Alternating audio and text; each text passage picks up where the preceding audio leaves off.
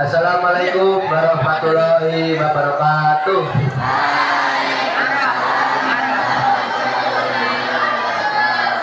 Salam sejahtera bagi kita semua.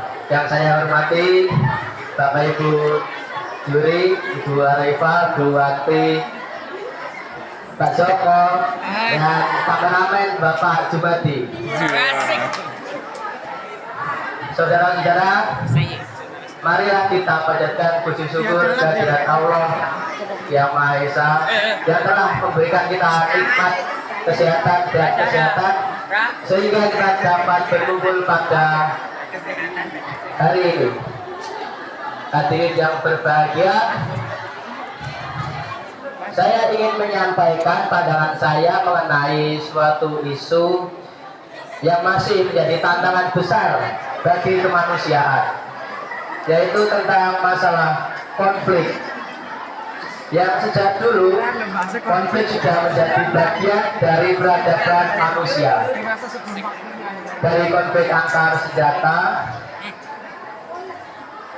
hingga konflik internal di dalam suatu bangsa, seperti perang di Ukraina misalnya ya, perang di Ukraina, terus ketegangan di Timur Tengah yang paling masih sekarang ini masih ada, dan krisis kemanusiaan di Afrika. Konflik ini tidak hanya menghancurkan infrastruktur, tetapi juga merenggut jutaan nyawa dan memaksa jutaan lainnya meninggalkan rumah mereka dan menjadi pengungsi di tanah asing. Hadirin yang saya hormati, konflik dunia tidak terjadi tanpa sebab. Sebagian besar konflik dipicu oleh perebutan sumber daya, perbedaan ideologi, dan kesenjangan sosial. Namun yang lebih mengkhawatirkan lagi adalah bagaimana konflik ini seringkali diperburuk oleh kegagalan diplomasi dari komunitas internasional untuk mencapai solusi damai. Jadi kita seorang pelajar memiliki tanggung jawab untuk mengatasi hal ini tidak terjadi lagi. Yaitu pertama, memperkuat diplomasi dan komunikasi. Diplomasi lebih efektif jika ada komunikasi yang terbuka. Semakin banyak yang terlibat, semakin besar kemungkinan untuk mencapai pemahaman bersama. Dan teknologi juga mempermudah proses komunikasi yang memungkinkan komunikasi cepat dan efektif di tingkat internasional. Dua, membangun kematangan emosional. Konflik seringkali memicu reaksi emosional yang kuat.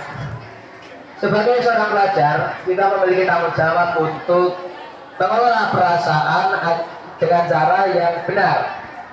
Jadi ini termasuk untuk belajar untuk menahan diri dari emosional serta memahami bahwa mengontrol diri bukan tentang menghindari masalah, tetapi juga tentang merespon situasi dengan bijak. Yang ketiga, menghormati hak dan martabat orang lain. Konflik bisa mengarah pada pelanggaran hak atau penghinaan terhadap martabat seseorang. Jadi kita punya tanggung jawab untuk memastikan bahwa konflik diselesaikan dengan menghormati hak asasi setiap individu tanpa ada yang dirugikan. Terlepas dari siapa yang benar atau salah, ini berarti berupaya untuk menghindari diskriminasi. Yang keempat, berani menghadapi ketidakadilan. Dalam beberapa kasus, konflik yang terjadi mungkin berakar pada ketidakadilan atau kesenjangan yang lebih besar. Kita harus berani untuk tidak hanya menyelesaikan konflik, tetapi juga menanggapi situasi yang lebih besar dan melibatkan ketidaksetaraan, baik itu terkait ras, gender, atau status sosial. Ini termasuk kemampuan untuk bisa berbicara tentang keadilan dan mendukung perubahan yang lebih positif.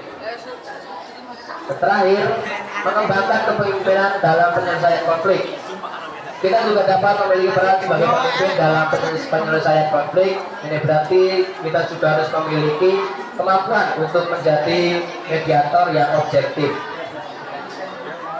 Saudara-saudara, kita semua harus menyadari bahwa konflik di dunia yang terus berlangsung mengingatkan kita akan pentingnya perdamaian dan kerjasama, terutama kerjasama antar negara.